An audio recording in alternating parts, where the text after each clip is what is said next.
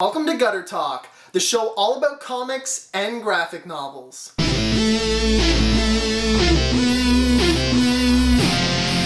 I'm your host, Matt Mitchell. This month's episode is a little bit late as I've been preparing to move across the country, but I have a special new segment for you, so check out some con coverage.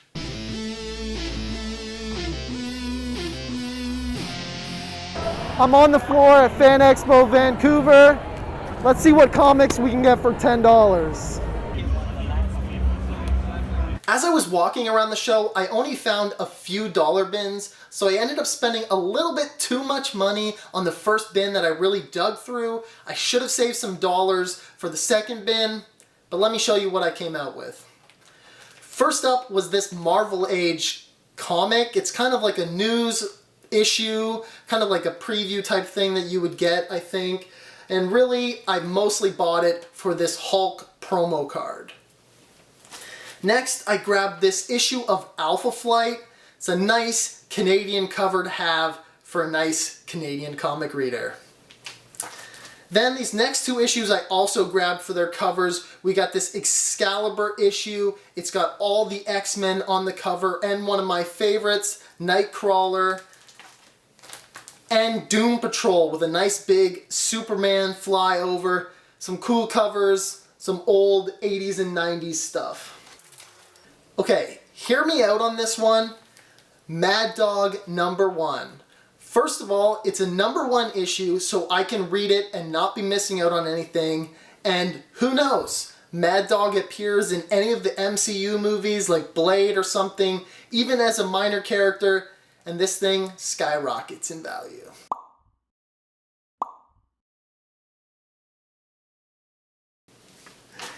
And the last thing I picked up from this first bin, you saw a bunch of them, it was DC Who's Who.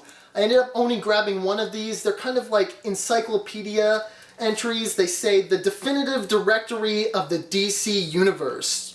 This one has Starfire, Superman, Supergirl, and Swamp Thing. So I had to have this one. It's a nice issue to just flip through and see what they wrote about these different characters. Now the second bin that I went to was a little bit nicer. As you saw, those issues were all just loosely bagged. These ones are nicely bagged and boarded. I first found this Batman and Tarzan Claws of the Catwoman, #1 of 4. And I was like, okay, it's a #1 issue. I can read this.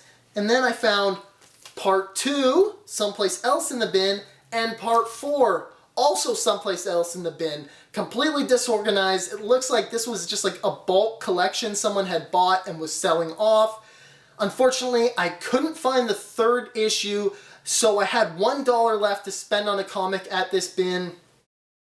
And as you saw, I had a bit of a tough choice. There were two issues that I was debating over, and I ended up going with Titans Sell Out, because as you can see, don't ask, just buy it. I guess I'm a sucker for the advertising. I picked this out. It's a #1 one-off issue, I think, so I'll give this one a read and end up seeing what it's like. So what do you think? Waste of $10, or did I walk away with some neat stuff? Or maybe I completely missed something that I definitely should have bought. If that's the case, be sure to let me know. Moving on, we have another new segment, comic previews. There's some comics that aren't even out yet, but they're already worth talking about. Let's take a look.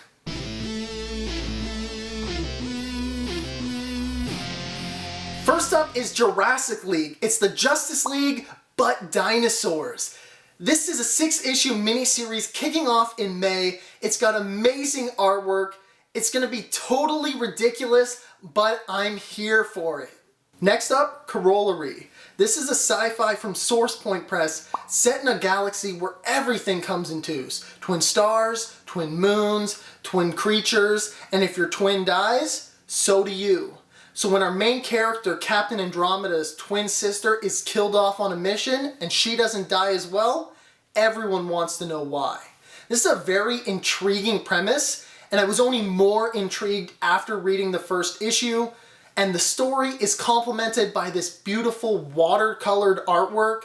So I definitely think it's one worth checking out when it comes out in April. Now finally, on to the new issues this month. There were a few titles that sold out before I could pick them up. I'll just cover those when I get to read them.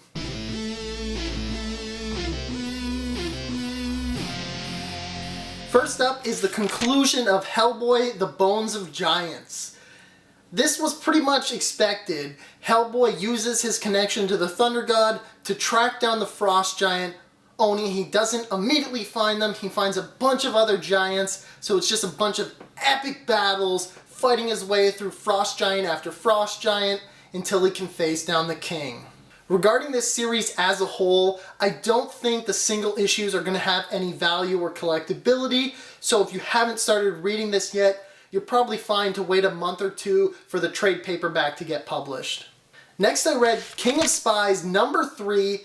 This has more great action and they're getting really creative with the kills and the gadgets.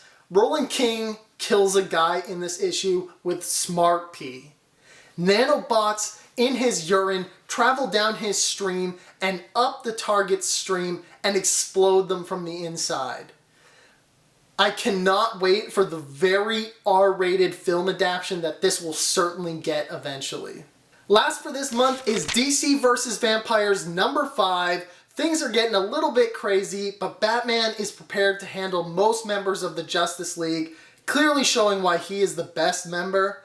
Fight me on that in the comments if you will. A few Robins come in to help them escape, and Superman is left in a vulnerable position to the vampires. So we'll see in the next issue whether he gets turned or not. Now to close things out, let's take a look at the graphic novels I read this month.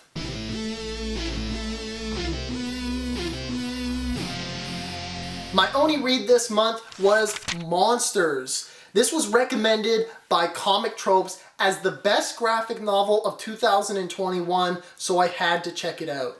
The story mixes elements of Frankenstein and the Hulk as Bobby is recruited by the military in the 60s to become the next super soldier.